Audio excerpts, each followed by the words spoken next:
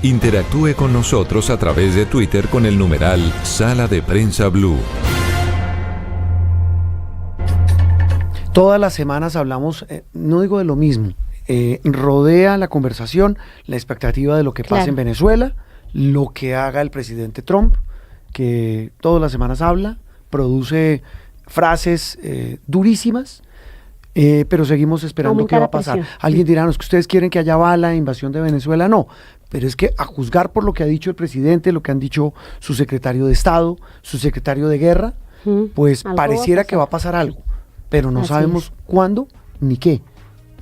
Esa es la gran expectativa. Es la gran pregunta, y mientras tanto el presidente también adelanta como esa cruzada por la región en lo que muchos califican una incursión indebida en los procesos políticos de Centroamérica y también de aquí de Latinoamérica. Bueno, se metió en la elección en Honduras y puso presidente. Puso presidente. Pues muy bien, la injerencia, las invasiones en el pasado de los Estados Unidos, Andreina, ¿eso qué resultado ha dejado?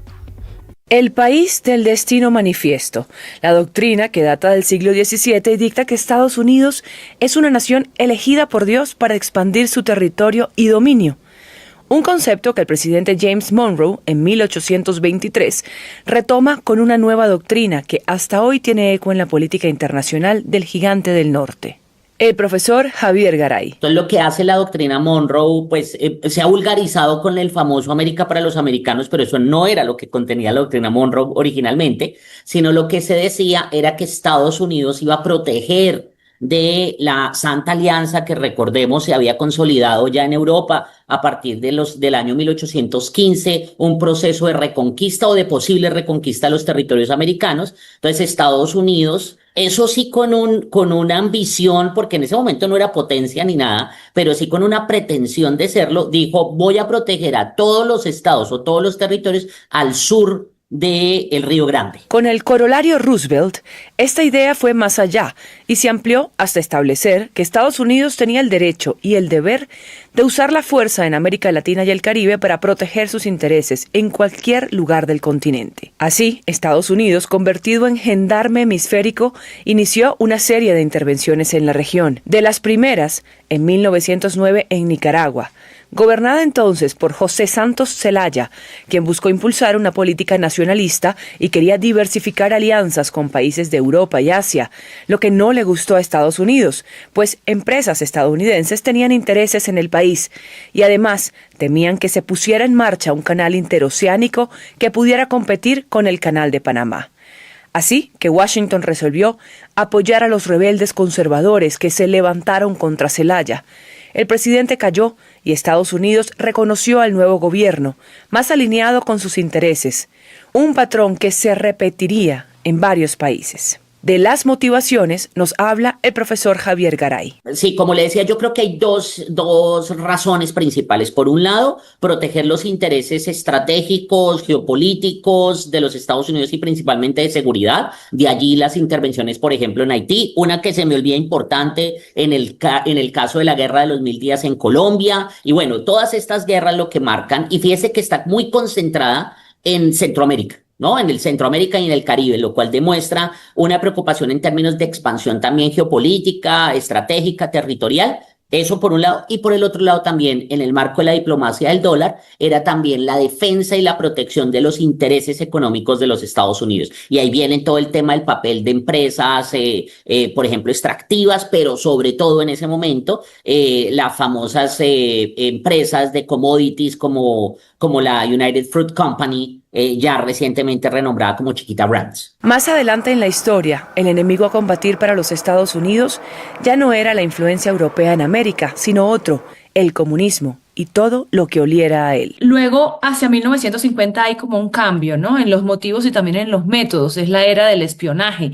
Háblenos un poco sobre esto.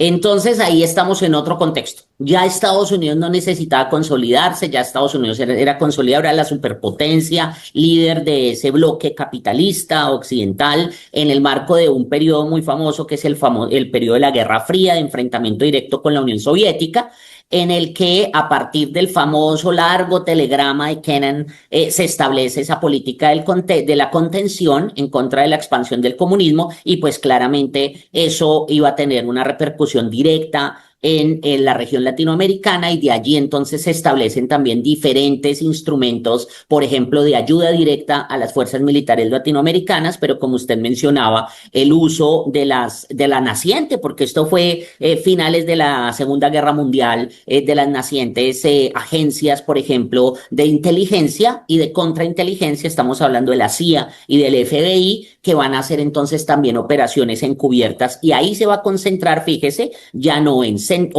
no únicamente en Centroamérica, aunque tenemos ahí unos casos como el de Arbenz en Guatemala, pero también va a ser principalmente en América del Sur, en donde va a haber intervenciones, por ejemplo, en Bolivia, sí, vedadas, así no sean directas y demás, pero tal vez las más famosas van a ser la de Chile en el año 73. Chile 1973. Estados Unidos, a través de la CIA, respaldó el golpe de Estado, o al menos, conociendo las intenciones de ejecutarlo, no lo evitó, que derrocó a Salvador Allende y luego brindó apoyo político y económico al régimen militar de Augusto Pinochet por un tiempo. En esta etapa hubo intervenciones en Guatemala, Cuba, República Dominicana, Nicaragua, El Salvador, Honduras, de distinta índole, tendientes a apoyar dictaduras anticomunistas o movimientos internos para provocar golpes a líderes de izquierda. Intervenciones encubiertas o indirectas, a excepción de la invasión a Granada en 1983, donde Estados Unidos desembarcó tropas, invadió el territorio y asumió control militar, una invasión al estilo clásico.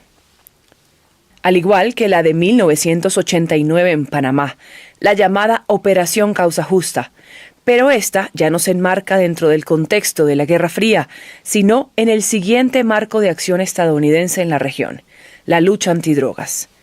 Y este es el caso más citado en los últimos días ante la presión que Washington ejerce sobre el dictador venezolano Nicolás Maduro. En ese momento, el general Manuel Noriega, mandatario de Panamá, fue también acusado por Estados Unidos de narcotráfico y de amenazar la seguridad de ciudadanos estadounidenses. La operación buscaba, además de capturar a Noriega, proteger el canal previo a su entrega a manos panameñas. En menos de 24 horas, Estados Unidos desmanteló el aparato militar panameño, tomó el control del canal y obligó a Manuel Noriega a esconderse en la Nunciatura. 2 semanas después, el hombre que había sido aliado de la CIA en el pasado estaba esposado en un avión rumbo a Miami. Intervenciones que han cambiado el rumbo de la historia en nuestra región, para bien o para mal, depende de quien lo vea.